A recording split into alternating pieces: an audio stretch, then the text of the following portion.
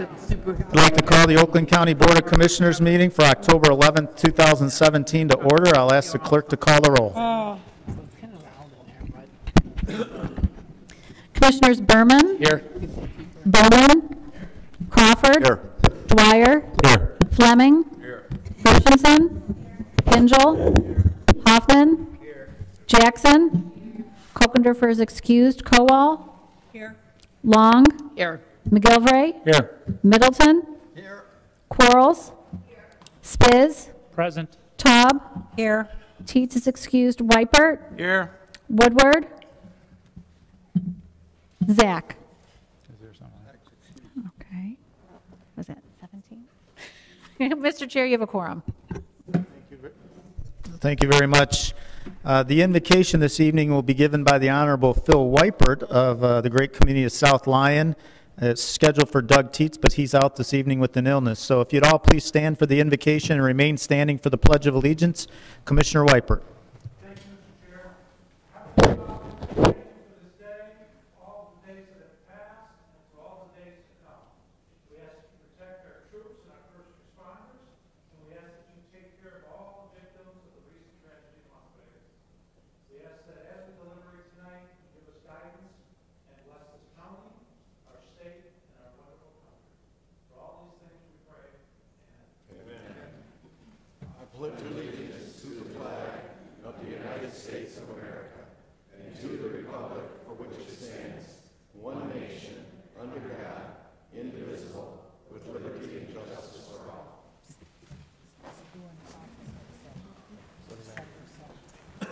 Oh, you're not here? Thank you. We'll now move on to the approval of the minutes for September 28, 2017. Moved by Fleming, supported by McGilvray. All in favor say aye. Aye. Aye. Opposed, nay. The minutes have been approved.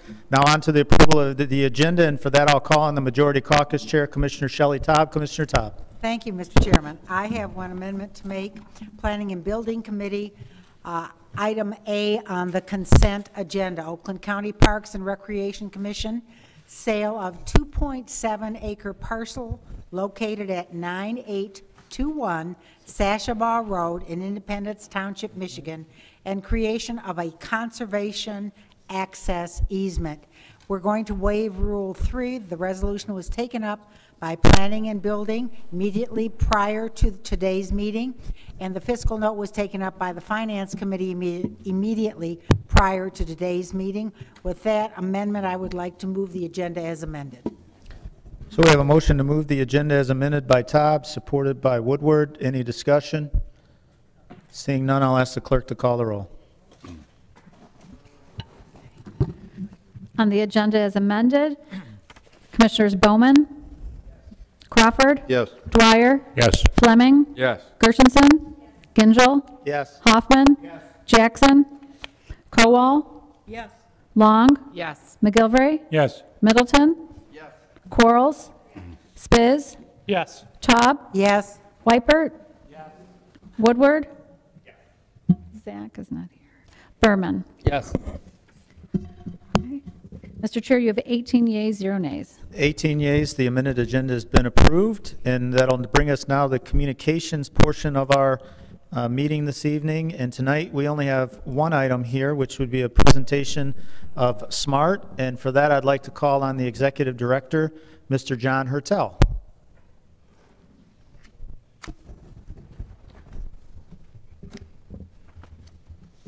Welcome. Good evening, Chairman Gingell. I really appreciate the opportunity to be here. Thank you for the invitation. I'm really enjoying this, especially because the first time I ever was in this auditorium in a public position was in the 1970s. So I'm glad I'm still around and still in a public position. I also always appreciate to be at county board meetings because I once chaired the Wayne County Board and later on chaired the Macomb County Board, and know that so much of what's really important to the public in our counties gets done at these places, and is not as appreciated as it should be. One of the things that I'm pleased about being able to make the presentation to you tonight about is the fact that we kind of feel that way at SMART also, that We do some very significant things, and it isn't always known or appreciated. I want to tell you a few facts, and then we're going to put on a short presentation. I guess the most significant fact is that we are the largest transit system in Michigan. We are so large in terms of square miles that we actually cover a larger area than the next 9 systems in the state cover in total. And when you consider the fact that there are places like the Grand Rapids system and the Port Huron system and the systems in Lansing and so forth, that's a lot of area for us to cover in Wayne, Oakland, and Macomb County. Besides the fact that we cover the largest area in square miles, I'm really pleased to tell you, and you'll be pleased to hear, that we operate on the second lowest millage rate of any of those systems. There are many systems in Michigan that have 2 mills or more. We operate on 1 mill. And as I said, it's the second lowest. I believe the Blue Water system is the only other system that's even lower than our millage rate. It's a interesting magic act to cover the largest area with the second lowest millage. But we're pleased to do it, and I'm pleased to tell you that at the last millage election, which took place in 2014, the approval rate in Wayne, Oakland, and Macomb County of our millage, which, by the way, was a millage that went from the previous 0.59 mills to 1 whole mill, the approval rate was a 66% approval rate by the voters. When the voters with their pocketbooks vote 66% in your favor, you feel good about what it is that you are doing. And one of the things that we most importantly told them at that time that we were going to do is we were going to do something that unfortunately had been needed to do for a very long time. When I took this job working for the 3 counties and was talked into it by 3 old friends who were county executives, I did not know that I was going to be the CEO of an organization that was one that had hundreds of buses that had over the maximum number of miles you're supposed to have on them set by the federal government. In fact, the buses that I inherited all had over 500,000 miles. So we are in a situation, looking back, where when you think about what the maintenance costs might be on a car that has 100,000 miles, think about what the maintenance costs might have been at that time for us when our buses all had over 500,000 miles. I'm talking about the line haul buses. So we determined that, in effect, in reality, we had no other choice but to raise the millage so that we could buy new buses. I am pleased to tell you that we are in the 3rd and last stage of purchasing all new buses for our system, and very shortly we will have replaced all the line haul buses with new buses. And as you've seen, we have also changed the color scheme. We didn't pick one set of colors. We have 3 sets of colors. We have a set that represents the colors of Wayne State, which are green and gold, a set that represents maize and blue, and a set that represents MSU with green and white. And they are in equal numbers, by the way, I want to stress, in terms of what's out there. I think the other thing that I want to tell you before we get into the detailed presentation is that we are now in the process of doing something else that's really important in so many ways. And that is the thing that the public seems to really, really like about us are our connector buses. And our connector system is a system which is the one that goes to people's homes and particularly takes care of seniors and people who are disabled and who have other special needs. And it's very, very popular, but obviously very, very active. And because it's very active, we want it to operate with the least maintenance and at the same time at the what I would say the greatest benefit for the community, and one of those benefits is cleanliness. So I'm not talking about how clean the buses are inside, although you could practically, I wouldn't recommend it, but you could practically eat off the floor. We have now gone into the process of changing all of our connector buses over to propane.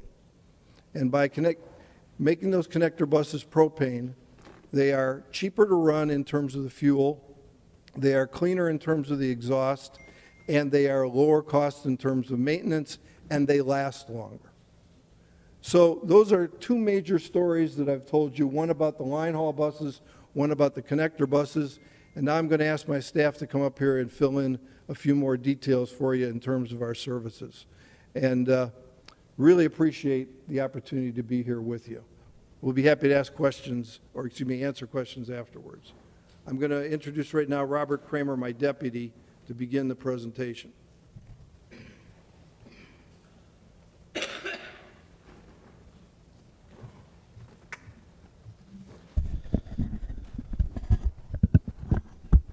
Thanks, John. Thank you, commissioners, for having us here this evening. We have a brief presentation that gets into some of the details of what Mr. Hertel just started to tell you about. We're very excited to give you an update here about smart transportation in Oakland County. I'm Robert Kramer. I'm the Deputy General Manager. In addition to Mr. Hertel, we also have David Sabuda. He's our new Finance Director. He's been on for a little over 3 months. I think he can tell you the number of days, but we'll go with 3 months. And Beth Gibbons is our Manager of Marketing and Communications. So we're here to answer any questions and give you a presentation tonight. So a little bit of background about SMART. The map we have up on the screen here is our system map. You can see we were reaching into Wayne, Oakland, and Macomb counties. A little bit of history here is that originally we were formed 50 years ago this year as SEMTA through Public Act 204. In 1989, there was a reorganization of sorts, specifically as an amendment to that public act that converted us, evolved us, so to speak, into SMART, slightly different acronym, but the same idea, regional transportation. In Oakland County, we are funded, SMART is actually not a taxing authority, so in Oakland County, we are supported by Public Act 196 authority, the Oakland County Public Transportation Authority, and they're the ones that actually do finalize the ballot language, the rate, the term, and then they provide those dollars to SMART for us to provide services in Oakland County. We have 76 communities that are opted in, and when they say opted in, that means that they are paying into the property tax proceeds that fund our operations. And as Mr. Hertel mentioned, we have a very large service area. We cover over 1,100 square miles in those 76 communities. Our annual ridership is about 10 million. Almost 90% of that is on our fixed route system, but a very important, over 1 million people do use the small buses, which is the connector system, and also the community partnership program, which is communities, individual communities with our support running some intra-community transportation. 70% of our riders are going to work. That is SMART's biggest goal, our biggest mission, is getting people to jobs, connecting employers to employees, and getting people to work. That's our top mission. And then we also have 20% of riders that are using this to go to school, so especially higher education. We see ourselves as playing a critical role in the success of the region in those two important ways. So this is kind of our millage success. Our first millage was in 1995, and you can see we've had some very consistent support for our service. And as John mentioned, that's something that makes it easy for us to come to work every day. We know that we're doing something right when you have that kind of support for our system. In 2002, there was a little bit of a dip. That's when we raised to 0.59. And as John mentioned, even in 2014, when we did have to go up to 1.0 mils, we still had 66% approval. And the best part that I'm happy to say here in Oakland County is that you guys were the shining stars. So in Oakland County specifically, you had 74% yes. That is a huge number if you think about millage questions in recent history that have had 74% yes. So we are very proud of our Oakland County communities, and we're proud to be providing this crucial service. So just to compare a little bit, John mentioned that we're second only to Port Huron. This is just kind of a listing of some of the property tax millage rates of systems around the state. You can see we kind of jump out, have a much larger number on the service area here, just to emphasize again kind of the scale of what we're trying to serve. And our millage revenue per capita is on the lower end of this range as well. So we pride ourselves on trying to do a lot with limited resources. Being good stewards of the taxpayer dollars is very important to us. So just to give a little idea of how we are funded, the local millage proceeds make up about 40% of our budget. Then we also rely on state funds, both for capital match and also for operating dollars. The federal government pitches in mostly on the capital side as far as supporting some of our capital needs, buses, facilities. And then we also have some operating revenues, including fare boxes. So as people are using the system, they're obviously paying us for that service. And also from bus passes, bus advertising. But you can see that top mark, 40%. Not that long ago, all of us went through the Great Recession. That is the line that was impacted by that shortfall, okay? And SMART region-wide, over 30% drop in revenue. And in addition to having these old buses that need replacing, that was one of the big reasons why we did have to raise the millage rate. A 30% dip was a lot, and we cut over 22% of our budget first before we came back to the voters. But 30% in a very short period of time, as all of you are well aware, I'm sure, was very difficult, but we're glad we persevered. So the things that we really emphasized in the top items you needed to tackle once the millage was passed in 2014, first of all was the fixed route fleet replacement. So these are the big buses. They run on the major corridors. In summer 2016, we replaced 59. This summer, we just finished putting the next 80 into service, and we are about to, either this month or next month, we'll place our last order for the last set of buses so that we will have replaced the entire fleet. The buses usually last about 11 or 12 years, and again, when you get to that 500,000 mile mark is really when you're supposed to be replacing them, and we have already been seeing a good decrease in our maintenance costs as a result of having a primarily newer fleet. In addition, as John mentioned as well, the small bus upgrades. So our connector fleet, this is a picture of one of the new propane buses. You can see, it might be hard on the screen, but in the lower left corner, there's kind of a green leaf and propane powered on the back. So as you see our buses around the community, you can look for that mark. Those are going to be the newer buses that have the propane fuel. And John hit it right on the head. The fuel is incredibly low cost. It burns very clean, which then also reduces the maintenance. And the other thing is that they actually run very quiet compared to regular diesel engines. So they're quieter as they're going down the street, and they're also much more pleasant for the riders. So we're very proud of that effort. The other thing is that we continue to fund replacement vehicles and expansion vehicles for those community programs I talked about, the intra-communities. So we're looking at new buses, new vans to help keep those programs alive and well as one of kind of the layers of transportation in the region. The other thing we're very proud of is the Smart Mobile app, and we're not supposed to have phones on here, but when you're done with the meeting tonight, you can search Ride Smart Bus on any Google or Android or iPhone. It really is a great tool. It's something that helps make the bus more convenient and attractive.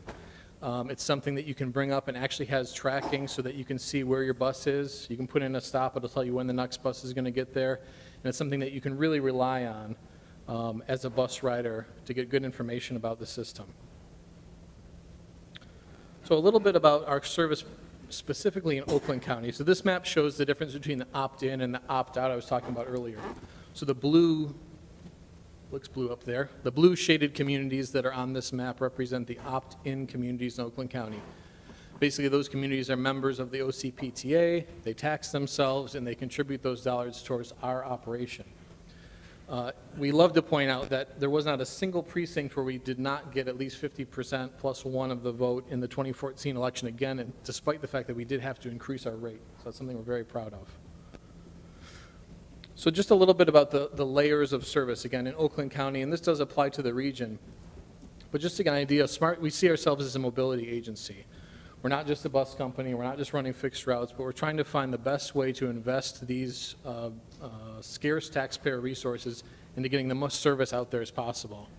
So the different layers, I like to say, are basically our fixed routes. That's the big buses, again, on the fixed schedule.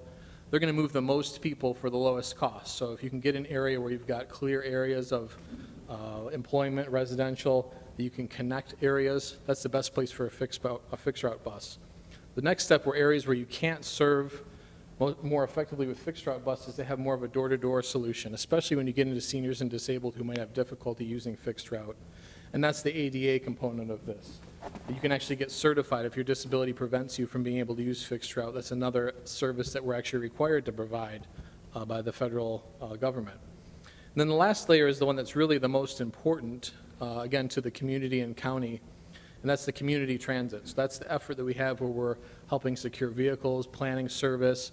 We're providing some of the millage proceeds back to these communities in the form of community credits to support their operation.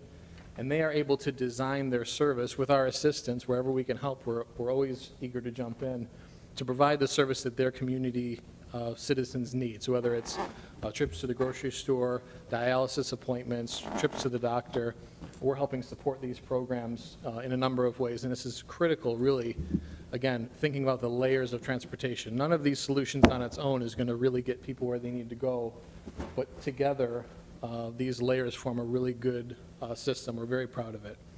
And just the different components of this, the partnership program, again, are the opt-in communities programs that we help support.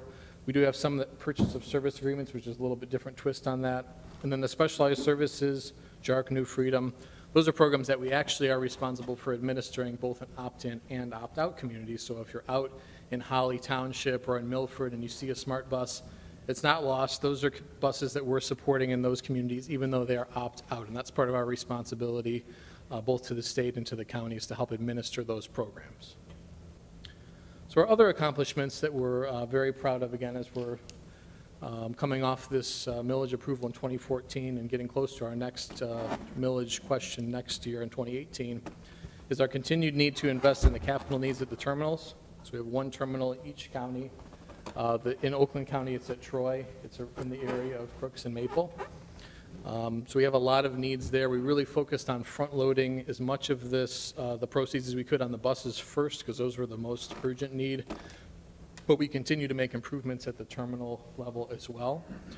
You'll also see some of our newer bus shelters. They kind of have a curved glass roof with steel corner posts. They also have a solar light inside of them, and some of them also have USB charging ports that use that same solar power. It's something that really brightens up the corridors. It's much more safer, again, so you're lighting up the area. You're not relying just on street lights. And they also look very nice. It's a positive. It's an attribute of the corridor, just like a good streetscape can be. We're also very proud. I know David's here smiling in the background. We have had a clean audit for over 6 years, and we're very proud of our financial stewardship at SMART as well. So looking ahead, this is one of the pictures of the green and white buses here of the new style. But looking ahead for 2018, we did just approve our fiscal year 18 budget, and it is balanced, which is good, of course. We're going to continue, again, working on that fleet replacement, both with the fixed route and also the propane buses, and lastly, also with the community vehicles as those needs come up. And then also continue to invest in our facilities and bus stops. We're advancing technology to improve service, so we are working with Macomb County and Oakland County Road Commissions and MDOT to look into connected vehicle equipment and technology that we might use to help participate in some of that growing infrastructure. So we're very excited about that. We're also continuing to coordinate with our sister agency in the city of Detroit on things like coordinated service, also making transfers more seamless, because there are a lot of people who use our system and DDOTs to complete their trip depending on where they're going in the region. And also to work with them on technology to make sure, again, we can talk to each other and make the most efficient use of our dollars to provide service. And then we did secure some federal grant money with the support of SEMCOG in the state that we are going to have 2 planning projects this year. It's the first time we've done these in a long time. But we're doing a transit asset management plan, which basically is a new requirement from the federal government, but focuses on making sure we're tracking the replacement, the condition and the replacement needs and the planning for replacing and maintaining our capital assets. And then finally, we're also doing a comprehensive operations analysis where we're having a consultant come in with these planning dollars and look at our whole system, our whole operation, and tell if there's something that we could improve, again, to get some more service out of these funds that we have. So we're very excited, again, to be here tonight. Hopefully that wasn't too much or too little, but we're here to answer any questions, and thank you so much for your time. Thank you. Maybe if the team would like to stay up here for a minute, we'll take a couple questions. And then, we'll make sure that we have all your information, so if commissioners want to follow up directly outside of this meeting, they'll be able to. So I know Commissioner Gershenson had her hand up. Maybe we'll take 2 or 3 questions and then move forward.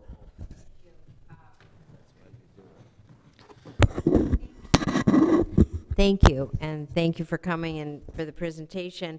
You mentioned that 76 communities opted in. Is that in all 3 counties?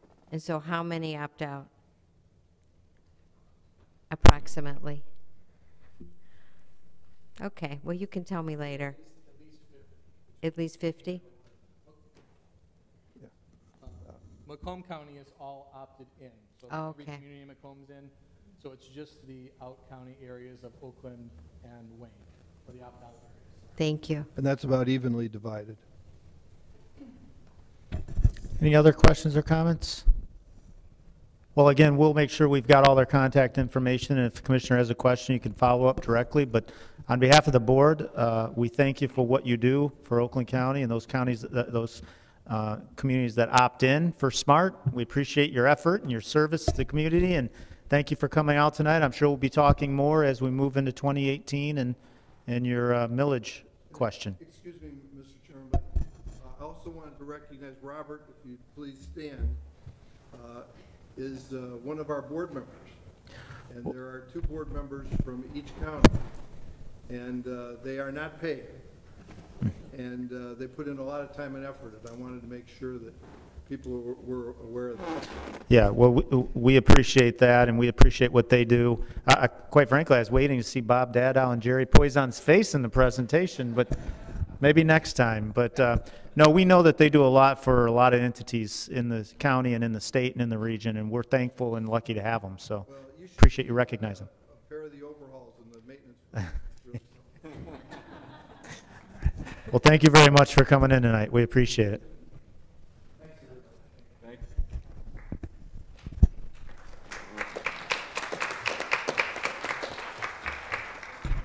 Madam Clerk, are there any other communications to come before us this evening?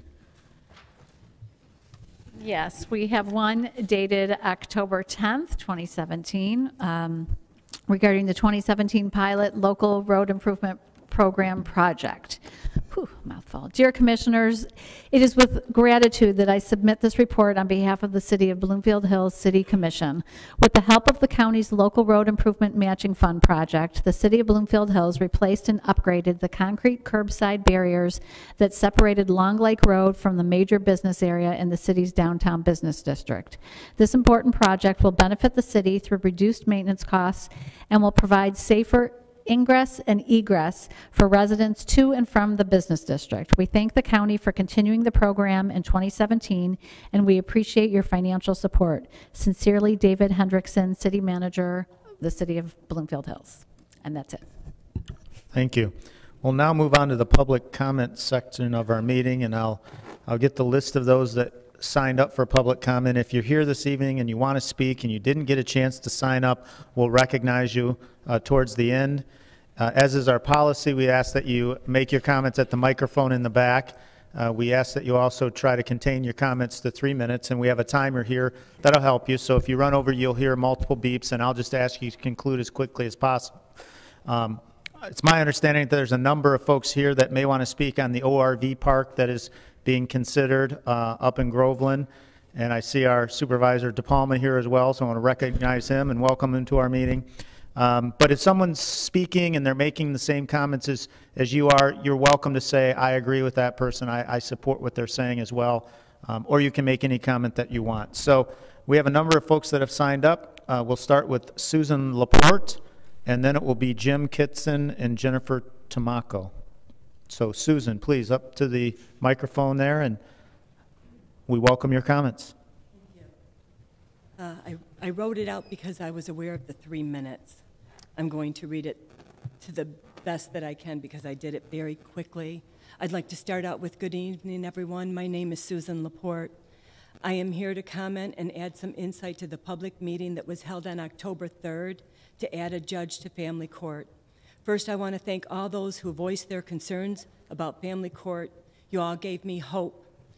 I especially wanted to convey my respect to Commissioner Teets for his statement, quote, "It is a special kind of cruelty to tell a family or a child that it will take another 4 to 6 months," end of quote. He is not here, but I do want him to know I respect what he said. I feel that my family has been a victim of the family court system and believe reform is necessary. For most of my son's life, I have been in and out of the Oakland County Family Court. I am part of the 60% post-judgment workload that the judge spoke about. Due to the GAL interference, I have unjustly lost custody of my son. My son has not seen his siblings, his grandfather, or other family members in over a year, and there's no change in sight. Currently, I have a case submitted to the Michigan Appeals. I have 2 that will be heard in front of the Supreme Court. My family and I are eternally grateful to Mr. Gregory Jacob and Child Justice for their assistance and his colleagues for their handling of that for me. But sadly, Mr. Jacob has told me that he thinks the only recourse now is to appeal. He believes we have an excellent chance at prevailing at this appeal. But however, it will take 6 months to several years. The Supreme Court, I am hooked on to the Supreme Court by others, but it still could take 6 months to several years to be heard. It's too long for my family and I.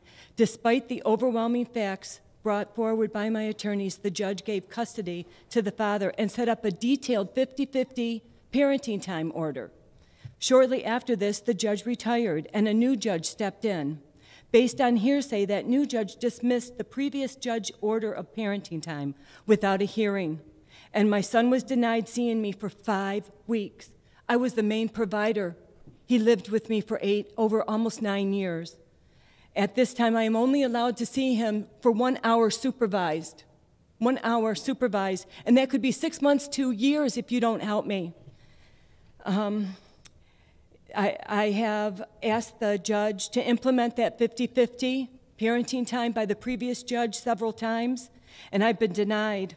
I've asked what I've done wrong or what can I do what steps do I need to take to get my son back? And I've never been given one off. Well, in any case.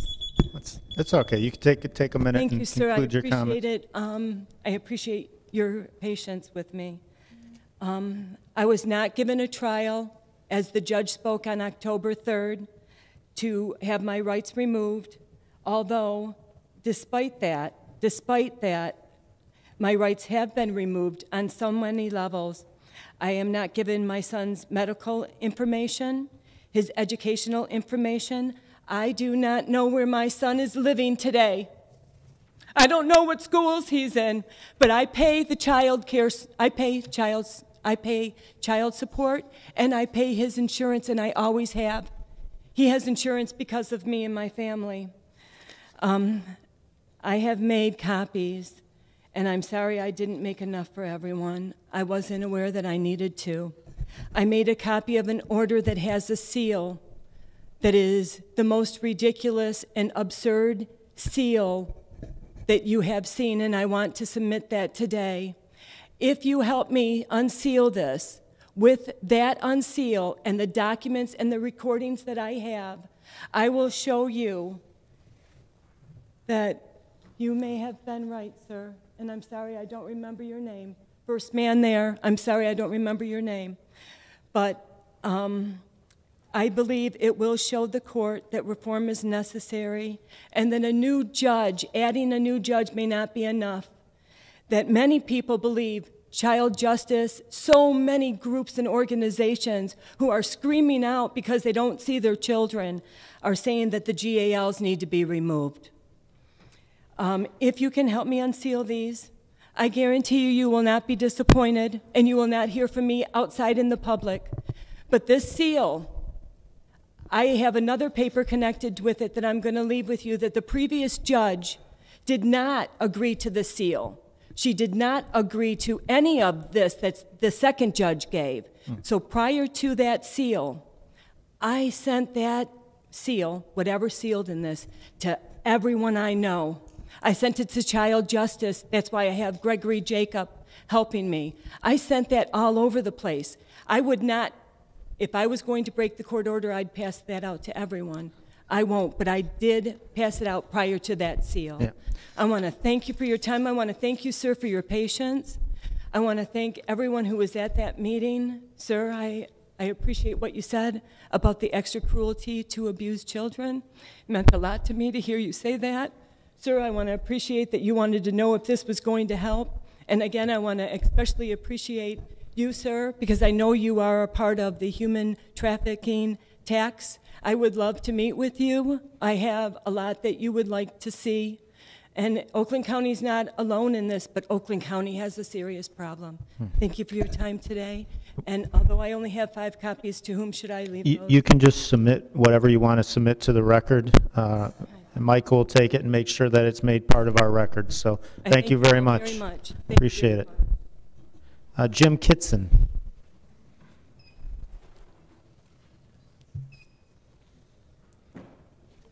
It's a pretty hard act to follow. My name is Jim Kitson. I'm an Oakland County resident. I've been an Oakland County resident my entire life, living in northern Oakland County. I'm here on behalf of the discussion about our Groveland ORV park. There are people here all the way from as far away as Saginaw, Michigan, showing their concern about this. Personally, I represent 3 things. First, myself. I've lived in Oakland County my entire life. I've been an off-road enthusiast my entire life. And since 1979, I've been a member of Great Lakes Four-Wheel Drive Association, which is part of an international group, which is United Four-Wheel Drive Association. So with that, I also represent Great Lakes Four-Wheel Drive Association. We're an advocacy group. We work with local government and the state government. We do trail maintenance. We do safety training. We are the group that does all of the training at the DNR for Silver Lake Sand Dunes, if you're familiar with that. So with that, the third group is everybody else in the ORV community that wants to see an ORV park in Oakland County. I've been working with Oakland County for the past 5 years on this project. I've been the user advisor who's met with the park, with the county system, advising them on what the ORV users are looking for. Oakland County represents the largest group of ORV people in our state, and we badly need an ORV area. Now, 40 years ago or so, in the mid-'70s, the DNR made a commitment to open an ORV area in southeast Michigan, and part of that caveat was that a local unit of government needed to be the managing group. In other words, I couldn't do it. No one else could do it unless you're a local unit of government. No one has stepped up until the last few years, when actually Dan Stencil was the person who started pushing it within Oakland County to say, let's do this. So now is our opportunity. It's been 4 years in waiting. Our state has purchased 235 acres with about $2 million worth of ORV grant money, and there's another $160,000 sitting there in a bucket ready to get going on this, and Oakland County, quite frankly, is dragging their feet, in my opinion. We've met with the state. The DNR officials, as recently as a couple weeks ago, said we're ready to go. We've bought the land. We're waiting on Oakland County.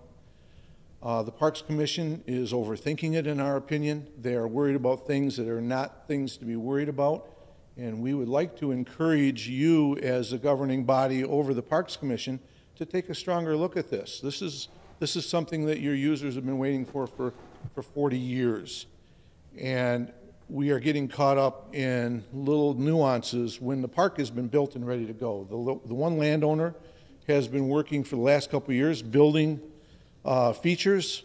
We've been out there several times. We've run test events out there, and I'm almost done. We've run test events out in that area with great success. We've done sound testing.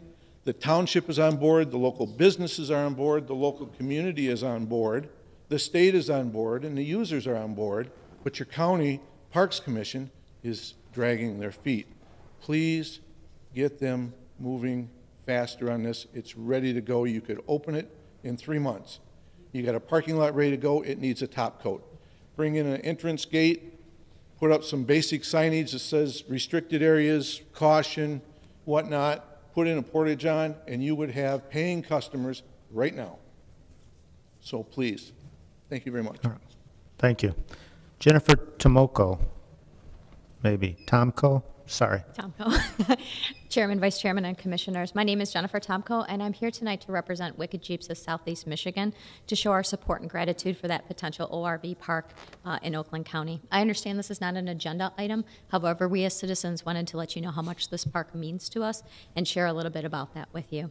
As background, I am the Director of Public Relations for Wicked Jeeps of Southeast Michigan, and Wicked Jeeps' mission is to create a friendly, safe, and fun environment that can be catered to all age groups of the Jeep community. We have a golden rule: be respectful to our fellow off-roaders, have fun, be safe, and tread lightly, which is a wheeling principle that involves, among other things, avoiding sensitive areas such as wetlands, private property, and also leaving the land better than what we found it in. Along with the fun factor, Wicked Jeeps also is very active in our energies and our support for local communities and charities, such as Shop with a Cop, Michigan Veterans Foundation, and Alpha House in Ann Arbor. On September 23rd of this year, we actually raised $6,500 for Camp Casey, which is a 501(c) horseback riding program to benefit children who have cancer and or rare blood diseases. We currently have 6,500 members that follow us, or Southeast Michigan residents that follow us on Facebook, and 1,000 members within our group. So we have a large presence in Southeast Michigan. We understand the state of Michigan has purchased the 235 acres in the Mount Holly area, and that Oakland County Parks and Recreations is in negotiation to lease said property and operate it. As such, the park is still in its planning phases, but because we have such a large presence in Southeast Michigan, we want to partner with the state and or the county to make this park come to fruition and offer any support that we can. We'd be very interested in knowing the activity around this project, so actively participating in any meetings. Once the negotiations have been completed, if there's any open or closed meetings that we can attend to participate and actively plan for this project, we'd be more than happy to. We also can assist in bringing in sponsorships should we want to bring in additional revenue. You could name trails and have them be sponsored by local off-road Michigan-based companies, and also Oakland, local Groveland area businesses. There are very limited places in Michigan to wheel. Oakland County parks are among the best in the nation, and your support of this project means so much to us as citizens.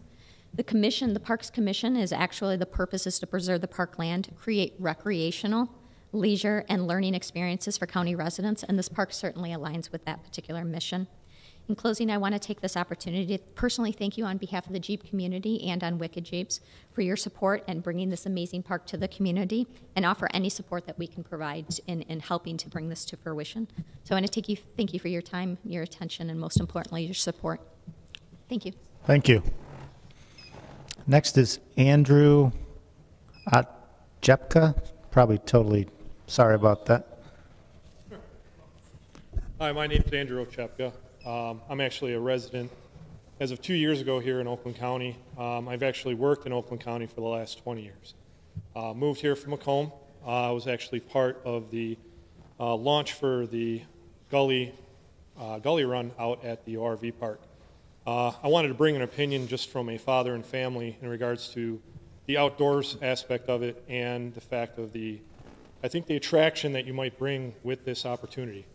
One of the sites, obviously, is Silver Lake. That's a big one on the west side of the state. Something that obviously a 4-hour drive out there for a 2-day weekend or 3-day weekend is a little bit tough, especially with the work environment and after hours and support that we do now being tied up. Having something local would be a huge benefit, I think, to all of us here in the off-road community.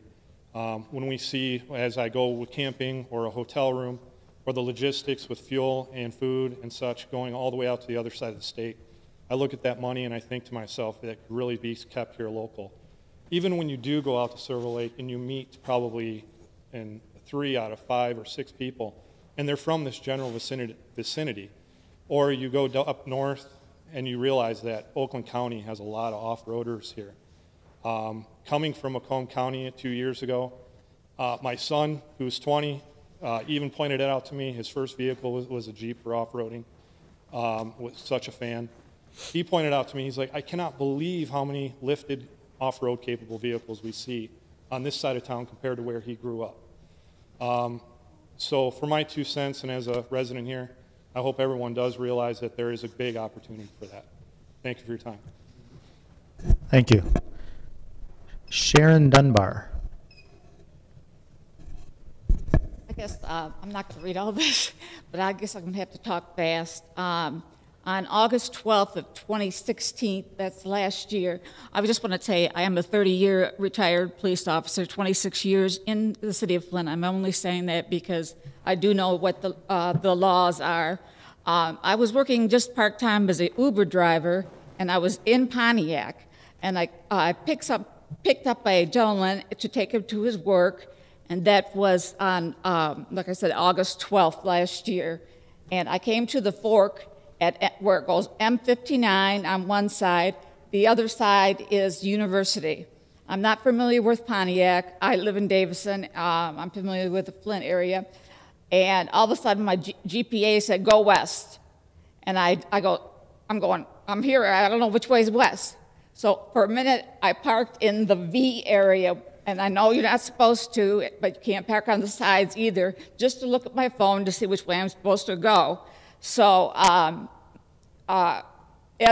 just after I stopped there, I didn't have time to look at my phone yet. I heard a loud sound of a vehicle coming up behind me, and in the lane next to me. My passenger in the back, he had been looking at his phone. He looked up, and both of us, as it went by us, at a high rate of speed. It wasn't 55 till a little bit after that.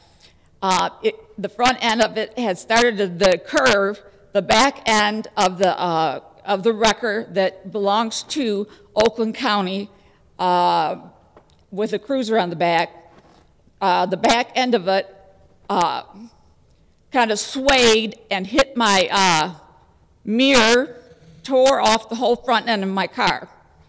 I have received 911 tape.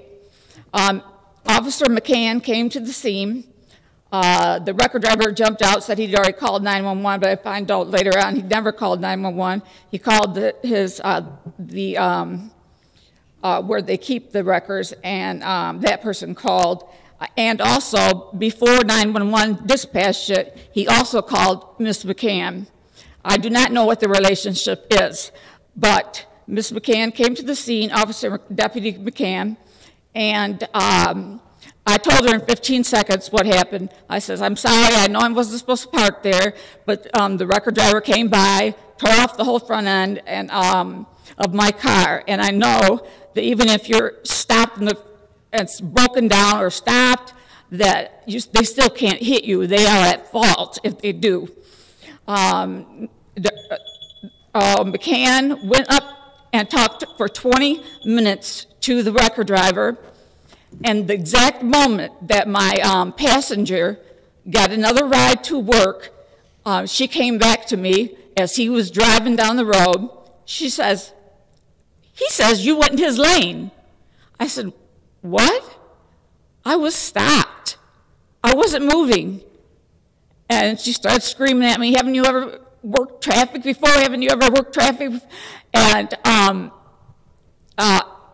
the wrecker driver had taken off. I would have confronted him. And since then, I did get GPS of the accident. It does show me, this is the last thing that I drove that day. It shows me in that V area, I guess they call it Gore, and the only time I leave that area is after the accident, because you can see when I am hit, I'm going like this, inside the Gore, inside the V. I never left the V. I never turned my car off. I just was sitting there in park. And then it shows that after I'm hit, I went up to park behind the wrecker who was going eastbound. Ma'am, If I could just ask you to maybe conclude your comments. Okay. I'm not sure exactly if a accident, a police report was filed or not Yes. filed, or what. 2 police reports were filed. The first one said that the wrecker was a government vehicle, which it is. It has X on it, and it's in the county yards. After she talked to us one time, she said, I'm not going to change it, went back. I got a message that she had changed it to commercial vehicle. So what appeared that she didn't want to see the conflict of interest. I don't know what her relationship was with this guy, but I know I was not at fault. And I tried to talk to Deputy Kress. It took them a month before they would call my my passenger. It's required by the UD10 accident report that you put the passenger's name in it. She did not ask me his name. She did not go talk to him. They would not go to his house. I was just waiting down for the police department. They wouldn't talk to him, go to his work. Over a month, I begged them. Finally, he called him, and he calls me back and says, he says he doesn't remember anything, and they're not changing it. So I took that answer machine message to this gentleman's work that I've only met for 5 minutes, less than 5 minutes before this accident. He said, that is not what I said. I told them the truth. I told them we were parked and the wrecker came and hit us. He started asking little municipal things that I didn't remember, but he said, I told him the main things, that we were parked there and the wrecker hit us. So, ma'am, I just want to say, in public comment, you know, we're not going to comment or engage on it. It's just an opportunity for you to come and make your comment and make it part of the record. Okay. So maybe if you could just take a minute and talk through, I'm still not certain if you filed a claim against the county or if you're in a legal suit against the county, or? Well, what I did was I made a complaint online, and they just closed it. I got a call from Internal Affairs. I goes, oh, thank you for calling me. He says, where's your evidence? Where's your evidence? Where's your evidence? He did not give me time to even talk to him. I begged him to let me come to his office and show him all the paperwork that I have. That I also have an oral interview by the passenger. They would not listen to that, or they would not look at the written statement. He refused to let me come to his office after I pleaded over and over. And so I came in to try to talk to the sheriff to tell him what happened. They refused to let me talk to the sheriff. And told me I had to write out another complaint. So I wrote out another complaint. They said it would be given to the sheriff, who would assign it to someone. Well, I found out it was assigned to the guy that's in Internal Affairs, who was one of the 3 people that I made a complaint against. Okay, so ma'am, maybe we can do this. If you have notes or something that you'd like to submit as a matter of record, or that you want to provide after the meeting, I'm happy to accept them. I gave a whole copy of everything to Mr. Hoffman, and I have explained a lot of it to him. Okay. So it cost a lot to make it, and so I didn't even know how many people we had, but yeah, and you don't need to make a copy for everybody. If you make one, we can submit it as a matter of record, and we'll have access for it. So I think that would be helpful and will suffice for us to get up to speed on the situation. And I don't want to cut you short, but I do want to make sure that others that have signed up to speak have the opportunity to speak as well. So if there's nothing additional you want to cover, I'll just ask you to conclude the comments, and we will look at the information that you're submitting in regards to the situation. Well, the only other thing I wanted to say, well, there's lots of things, but after I left making that complaint, they called counsel, and she sent me an illegal cease and desist, said I was not even supposed to be in Oakland County property. I looked that up, and it says you have to have done a criminal act in order to get a cease and desist, and I did nothing criminal, but asked them to correct the accident report. That's all I wanted. I wanted it to be correct. And so And also, I have other things, but I just want to thank you for letting me talk, because no one else, not even at the police department, have let me pass the bulletproof thing. And I feel like if they do that for a 30-year police officer, what do they do to citizens? And no one would let me pass the bulletproof thing. They yelled at me over top. We ain't changing nothing. Okay. And this is their employee that hit me. Got So it. there is a conflict of interest. Okay, well, thank you very much. Appreciate your comments. Yeah. Mike Olmsted.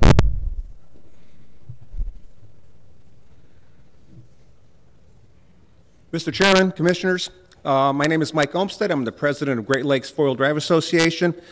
Jim Kitson is our guy working on the Groveland Township thing, and he said basically everything they'd say, but I just want to let you know that as the president of Great Lakes Four-Wheel Drive Association, we represent over 500 dues-paying members. We have over 15 clubs in the state who work with the state, with local levels, with the state DNR, and just want to let you know that the whole association is totally behind everything Jim is doing to promote that park out there. And it's been our experience that when an ORV venue comes in, we've worked on several of them. The Mounds, St. Helens, Drummond Island, Silver Lake, as Jim mentioned. It is a tremendous plus for the community because a lot of people come to those things, and it's a win-win-win-win. So I beat 2 minutes, sir. You did, thank you. Is there anyone else here this evening that didn't get a chance to sign up but would like to speak? Seeing none, I'll then close the public comment section of our meeting, and we'll move on to the reports of standing committees, starting with the items on the consent agenda. Take a motion to move the items on the consent agenda, moved by Kowal, supported by Quarles and McGilvery. Any discussion? Seeing none, I'll ask the clerk to call the roll. On the consent agenda, Commissioners Crawford, Yes. Dwyer. Yes. Fleming. Yes. Gershenson. Gingell. Yes. Hoffman. Jackson. Caldwell. Long. Yes. McGilvery. Yes. Middleton. Quarles. Yes. Spiz. Yes. Taub. Yes. Whitebert. Woodward. Berman. Yes. Bowman. Bowman? Bowman. Bowman disappeared. Oh, did he say? No, he isn't. Oh, yeah, okay, I couldn't see him because Middleton was there. Okay, sorry. Okay, so, Mr. Chair, you have 18 yeas, 0 nays. 18 yeas, 0 nays. The items on the consent agenda have been adopted. On the regular agenda, we actually have 3 committees to come before us this evening, so we'll start with the Finance Committee. I'll call on the chairperson of our Finance Committee, Commissioner Tom Middleton. Commissioner Middleton. Thank you, Mr. Chair. I have one resolution. Board of Commissioners establish a school drinking water station program policy. Mr. Chairman, I move the adoption of that resolution. I have a motion by Commissioner Middleton, supported by Commissioner Woodward. Any discussion on this matter? Seeing none, I'll ask the clerk to call the roll. Commissioners Dwyer. Yes. Fleming. Yes. Gershenson. Gingell. Yes. Hoffman. Jackson. Caldwell. Long. Yes. McGilvery. Yes. Middleton. Yes. Quarles. Spiz. Yes. Taub. Yes. Whitebert. Yes. Woodward. Yes. Berman. Yes. Bowman. Yes. Crawford. No. Mr. Chair, you have 17 yeas, 1 nay. 17 yeas, the resolution's been adopted. Commissioner Middleton. That concludes my report tonight. Thank you. Next will be our General Government Committee. I'll call on the chairperson of that committee, Commissioner Christine Long. Commissioner Long. All right, good evening. First item, Board of Commissioners, Oakland County Department of Health and Human Services Agency Board appointment. The General Government Committee, having considered the appointment on October 2nd, 2017, hereby recommends the reappointment of Sherry Ross to the Oakland County DHSS Agency Board to serve a 3-year term beginning November 1st, 2017 through October 31st, 2020. Chairperson, on behalf of the General Government Committee, I move the acceptance of the foregoing report. Okay, as this is an appointment, we'll do it in 2 steps. We'll first accept the report, so I'll take a motion by Long, supported by Jackson. All in favor say aye. Aye. Opposed, nay. The report's been accepted. Now on to the appointment, moved by Long, supported by Jackson. Any discussion? Seeing none, I'll ask the clerk to call the roll. On the appointment, Commissioners, where am I? Fleming? Yes. Gershenson? Gingell? Yes. Hoffman? Yes. Jackson? Yes. Kowal? Yes. Long? Yes. McGilvray? Yes. Middleton? Yes. Quarles? Yes. Spiz? Yes. Taub? Yes. Weipert? Yes. Woodward? Yes. Berman? Yes. Bowman? Please sign. Crawford? Yes. Dwyer? Yes. Mr. Chair, you have 18 yeas, 0 nays. 18 yeas, 0 nays. The appointment's been confirmed. Commissioner Long. Okay, Board of Commissioners Solid Waste Planning Committee appointments. The next one, General Government Committee. Considered these appointments on October 2nd, 2017. Hereby recommends the appointment and reappointment of the following individuals to the Oakland County Solid Waste Planning Committee to serve a 2-year term beginning October 12th, 2017 through October 11th, 2019. All right, I'll read the names. I guess I have to. Solid Waste Industry, John Myers, Kevin Kendall, Mike Sapo, Michael Fleming. Environmental Interest Group, Jean Gremlich, Amanda Aparca. County Government, Robert Hoffman. Township Government, Robert DePalma. City Government, Steve Percival. Regional Solid Waste Planning Agency from SEMCOG is Devin Rosthofer. Industrial Waste Generators is Ed Mamu, and General Public is Marianne Ryan, Claire Galid, and Chester Coop. Chairperson, on behalf of the General Government Committee, I move the foregoing report. Okay, so I'll take a motion first to accept the report, moved by Long, supported by Gershenson. All in favor say aye. Aye. Opposed, nay. The report's been accepted. Now on the appointments, and we'll do them all together as listed by Commissioner Long. I'll have a motion by Long, supported by Gershenson. Any discussion? Commissioner Hoffman. Right.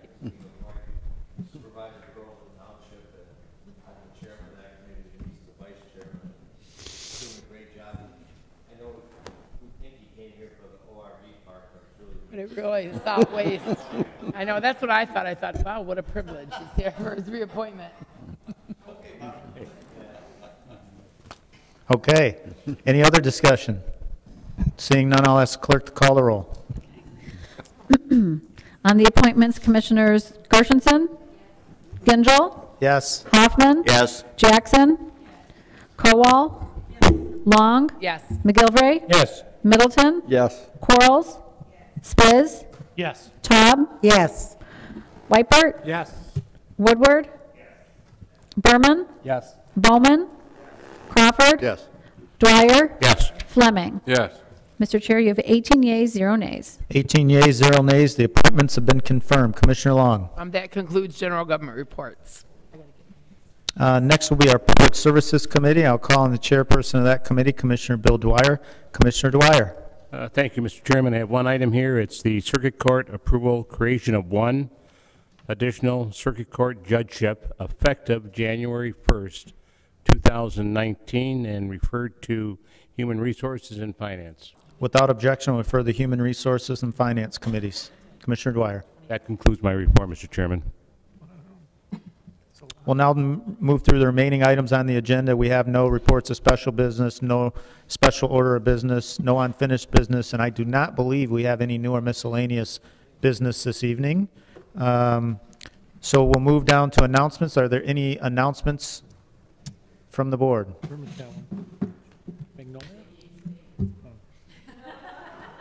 We're gonna leave the Michigan State football game out of this. So, yes. With that, I'll announce that we're adjourned October 26, 2017 at 9:30 a.m. or at the call of the chair. We are adjourned.